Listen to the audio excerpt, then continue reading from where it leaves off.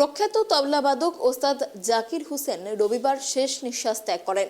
হৃদরোগ ও ফুসফুসজনিত অসুস্থতায় 2 সপ্তাহ ধরে ভর্তি ছিলেন সান ফ্রান্সিসকোর একটি হাসপাতালের আইসিইউতে। শিল্পীর মৃত্যুতে শোক প্রকাশ করেছেন মুখ্যমন্ত্রী মমতা বন্দ্যোপাধ্যায়। এই বিষয়ে আরো বিস্তারিত কথা বলবো, আমাদের সাথে রয়েছে আমাদের প্রতিনিধি রিমিক। দেখো, জাকির হোসেনের প্রয়াণ আর সেই মৃত্যুতে শোক প্রকাশ করেছেন মুখ্যমন্ত্রী মমতা বন্দ্যোপাধ্যায়। ঠিক কিভাবে ঘটলো এবং মুখ্যমন্ত্রীর ঠিক কি প্রতিক্রিয়া, কি জানা যাচ্ছে? একদমই, দেখো, গতকাল রাত্রিবেলা থেকেই কিন্তু এই খবরটা ছড়িয়ে পড়ে বিভিন্ন জায়গায় যে কিংবদন্তি তবলাবাদক জাকির হোসেন তিনি প্রয়াত হয়েছেন, কিন্তু তার মৃত্যু নিয়ে একটা ধোঁয়াশা তৈরি হয়।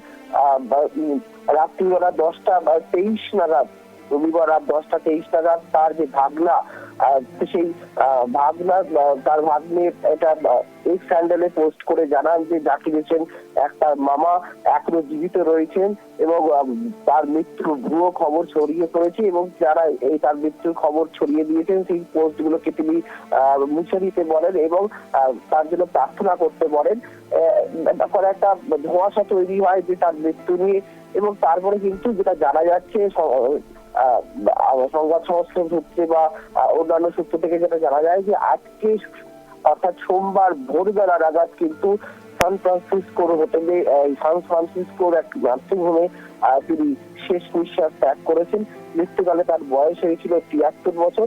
এবং এই সপ্তাহে কিন্তু সব থেকে যেটা খারাপ লাগার বিষয়, সব থেকে যেটা কলকাতা বা রাজ্যের মানুষের কাছে একটা খারাপ লাগার বিষয় এই কারণেই, কারণ এই সপ্তাহেই জাকির হোসেনের কিন্তু কলকাতায় আসার কথা ছিল, তার অনুষ্ঠান করার কথা ছিল, এবং কিন্তু সেটা আর হলো না। কেননা আমরা যেটা জানতে পারছি, বিখ্যাত বাঁশুরি বাদক চৌরাশিয়া যেটা জানাচ্ছেন, রাকেশ চৌরাশিয়াই প্রথম জানান যে জাকির হোসেনের অসুস্থতার খবর, এবং তিনি জানান যে গত 1 সপ্তাহের বেশি সময় ধরে তিনি সান ফ্রান্সিসকোর এক হাসপাতালে আইসিইউতে ভর্তি রয়েছে।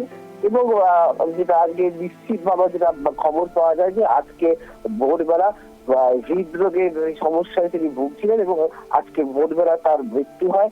এবং স্বাভাবিকভাবেই 73 বছর বয়সে তার এই যে জীবন থেমে গেল, তবলায় যে তার সুর, তার ছন্দ, যে তার তবলা বলে যেভাবে তিনি গোটা বিশ্বকে মাতিয়ে রেখেছিলেন, ফলে সেইটা কোথাও একটা স্তব্ধ হলো। অবশ্যই একটা ভারতীয় শাস্ত্রীয় সঙ্গীত বা ভারতীয় সঙ্গীত জগতের একটা বড় ক্ষতি তার চলে যাওয়াটা, তাতে কোনো সন্দেহ নেই। পদ্মশ্রী থেকে শুরু করে তিনি একাধিক সম্মানে সম্মানিত হয়েছেন। 2023 সালে তিনি পদ্মবিভূষণ সম্মান পেয়েছেন। ফলে তার চলে যাওয়ায় অবশ্যই ভাবে গোটা দেশ শোকাহত। আমাদের রাজ্যের মুখ্যমন্ত্রী মমতা বন্দ্যোপাধ্যায় তিনিও শোক প্রকাশ করেছেন। এবং যেটা কথাটা বলছিলাম যে 1988 সালে তিনি পদ্মশ্রী সম্মান পান এবং 2002 সালে পদ্মভূষণ সম্মান পান, এবং গত বছরই তিনি কিন্তু পদ্মবিভূষণ সম্মানে সম্মানিত হয়েছেন। তিনি 4 বার গ্র্যামি অ্যাওয়ার্ড পেয়েছেন এবং সঙ্গীত নাটক একাডেমি অ্যাওয়ার্ড রয়েছে। পণ্ডিত রবি শঙ্কর থেকে শুরু করে একাধিক কিংবদন্তি ব্যক্তিদের সঙ্গে তিনি কিন্তু তবলা বাজিয়েছেন।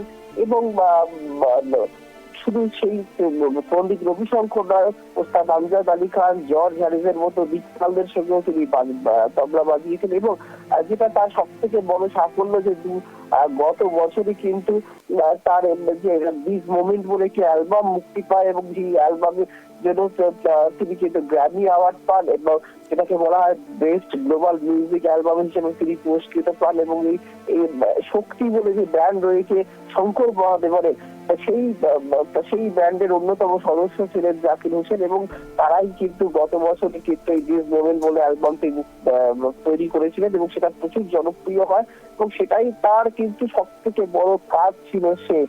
এবং যেটা সব থেকে খারাপ লাগার, রাজ্যবাসী হিসেবে তার কিন্তু এই সপ্তাহে কলকাতায় আসার কথা ছিল, অনুষ্ঠান করার কথা ছিল, কিন্তু সেটা হলো না। ফলে রাজ্যবাসী বা কলকাতাবাসী যে একটা বড় একটা সুরের মূর্ছনা থেকে তারা মিস করলো জাকির হোসেনের এই চলে যাওয়া, তাতে কিন্তু কোনো সন্দেহ নেই। পশ্চিমবঙ্গের মুখ্যমন্ত্রী শুধু নন, আমরা দেখেছি যে গতকাল মধ্যরাত্রি থেকেই কিন্তু প্রধানমন্ত্রী থেকে শুরু করে অন্যান্য সমস্ত সর্বক্ষেত্রের মানুষ কিন্তু তারা শোক জ্ঞাপন করেছেন।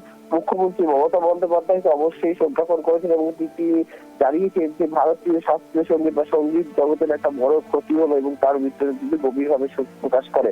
তবে জাকির হোসেনের চলে যাওয়াটা সত্যিই যে ভারতীয় সংস্কৃতি, ভারতীয় সঙ্গীত, ভারতীয় শাস্ত্রীয় সঙ্গীতের জগতে যে বড় ক্ষতি তাতে কিন্তু কোনো সন্দেহ নেই।